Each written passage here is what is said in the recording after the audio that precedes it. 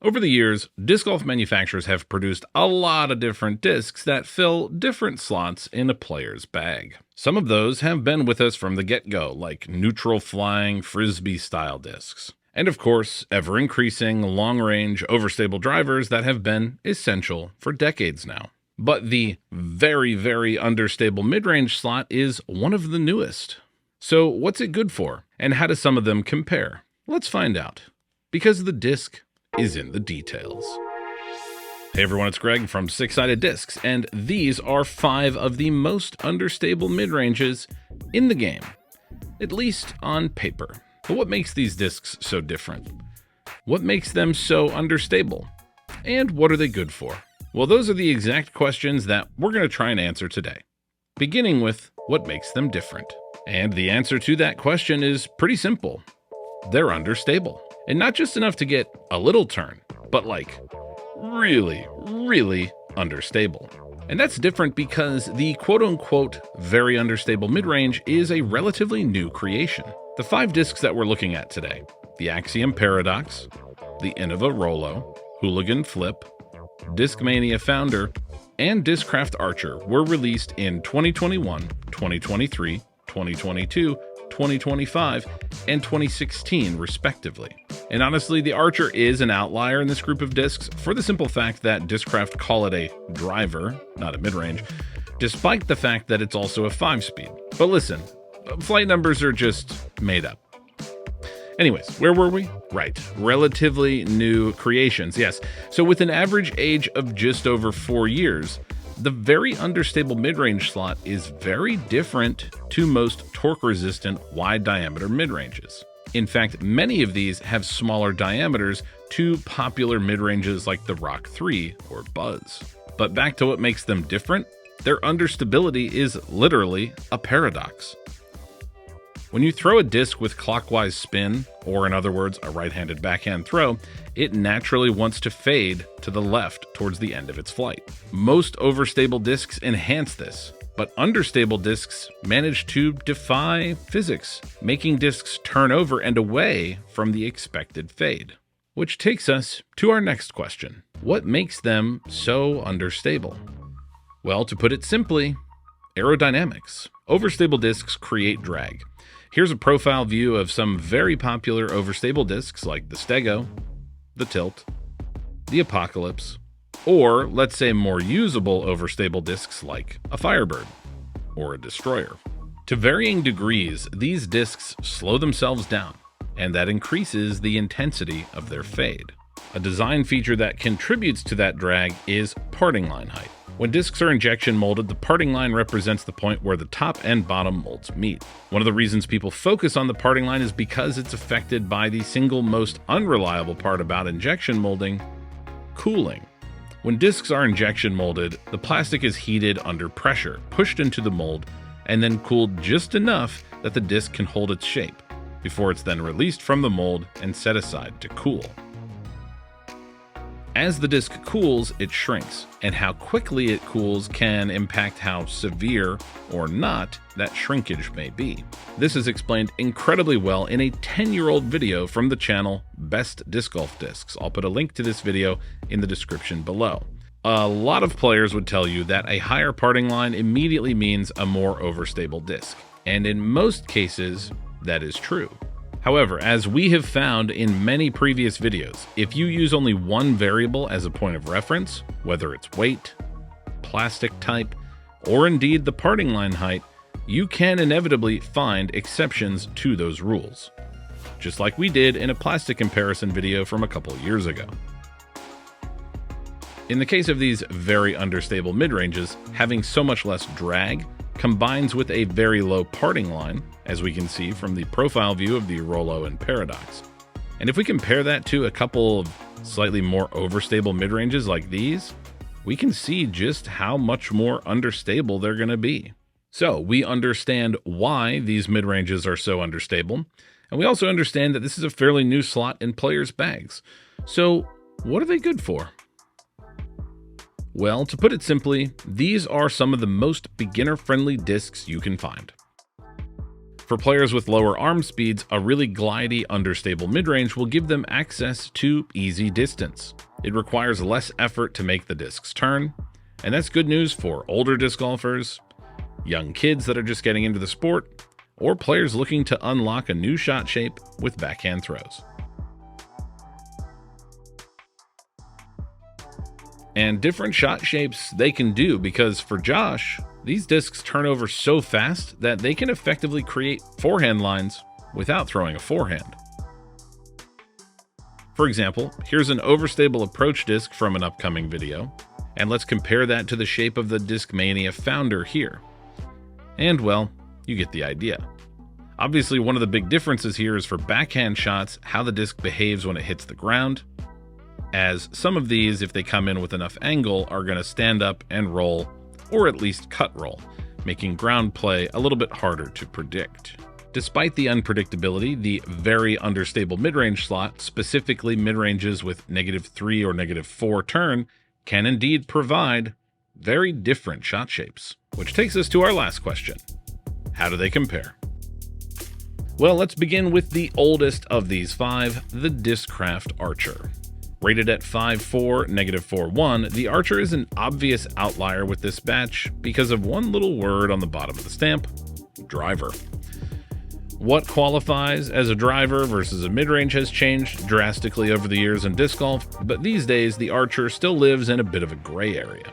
Nearly every manufacturer would call a 4 or 5 speed disc a midrange, or perhaps an approach disc, whereas fairway drivers usually start around 6 or 7. Regardless of what you call it, a slow driver or a fast midrange, the Archer is one of the most understable discs in Discraft's lineup. And depending on how much power you put into it, you can get anywhere from a smooth turn and glide like this, to a very aggressive turn and burn like this.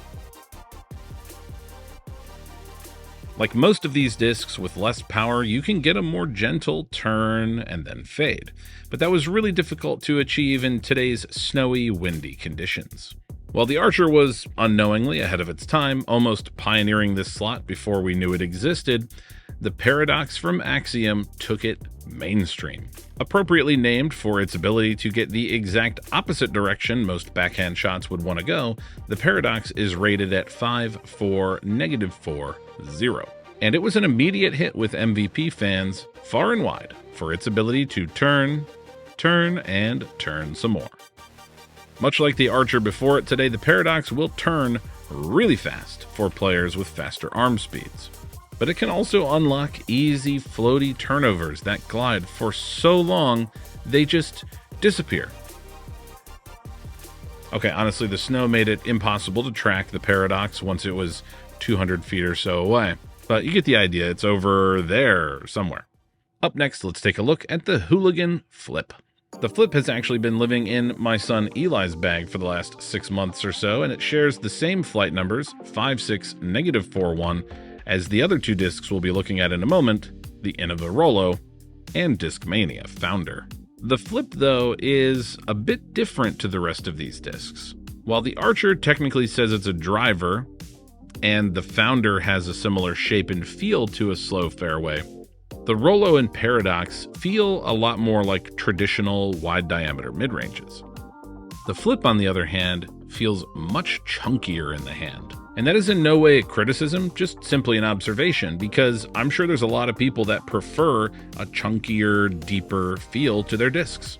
So if it fits your hand, the Flip is capable of delivering similar flights to what we've seen so far today. Quick and easy turn. Check. Drifting, gliding turnovers. Check. But there's a little more to the story, because on a couple occasions today, the Flip didn't really live up to its name. It didn't want to flip, failing to turn much at all on this flight, and just very slowly turning late in the flight here. And again, not a criticism, because maybe you're looking for a very understable midrange for a faster arm speed, or something that's not just going to completely roll over. So perhaps the Flip is what you're looking for. The InnovaStar Rollo, though, takes us right back to paradox levels of understability. After all, this is a disc that Innova designed to be a newer player's first roller disc. And turn and roll it does.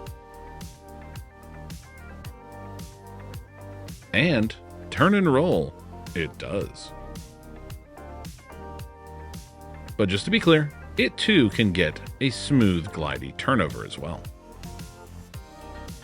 So last but not least, let's see the newest addition to the very understable mid-range family, the Discmania Founder. Again, feeling like a cross between a mid-range and a slow fairway driver, the Founder feels great in the hand. The neoplastic has a nice mix of grip and stiffness, and it also delivers very reliable understability on just about any speed or angle. In fact, the Founder may well be the most understable of the five. But of course, there's always slight variations from run to run and plastic to plastic. But all of these discs represent something unique. Manufacturers have to continuously innovate. They're spurred on by competition from across the disc golf market. And they have to find new ways to innovate, new ways to excite players and market their discs to an ever more competitive market. And sometimes that means finding a new flight path that we never knew we needed. And the super understable mid-range is just one of the newest ideas to really hold down a slot in many players' bags. Do you bag any of these super understable mid-ranges? How do they fly for you? Let us know in the comments below. And also comment below what discs and comparisons you'd like to see in the future. Remember, the disc is in the details. For Six Sided Discs, I'm Greg. We'll see you in the next one. Well, those are the exact answers that we are going to try to... And honestly, the Archer is a little bit of an outlier in this group of discs for... okay. And how quickly it cools can impact... Okay. As a disc cools, it shrinks, and how quickly it cools can affect In the case of these very understable mid-ranges, they have much less... Much less? Ah, they got much less. Okay, alright. Ready, paradox?